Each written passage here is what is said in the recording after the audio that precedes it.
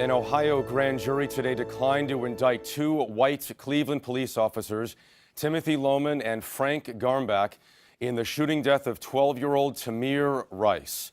Rice was shot in November of last year after being spotted waving a gun in a park.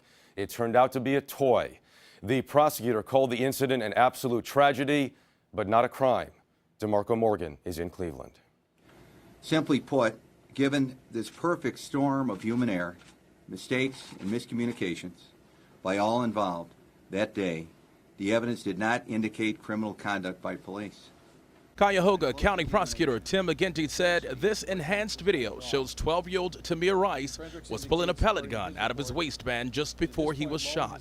Either intended to hand it over to the officers or show them it wasn't a real gun. But there was no way for the officers to know that because they saw the events rapidly unfolding in front of them from a very different perspective. Prosecutors say the police radio dispatcher was also to blame for not telling the officers that the gun may have been fake and that the suspect may have been underage. That information came in on a 911 call. He's sitting on the swing right now, but he keeps pulling it in out of his pants and pointing it at people. It's probably a juvenile, you know. It's probably fake, but you know what? He's scared the off. But the radio dispatcher told the officers this. He said in the park by the youth center, there's a black male sitting on the swings. So he keeps pulling a gun out of his pants and pointing it at people. Officer Lohman shot Rice within 2 seconds of pulling up to the scene with his training officer, Frank Garmbach.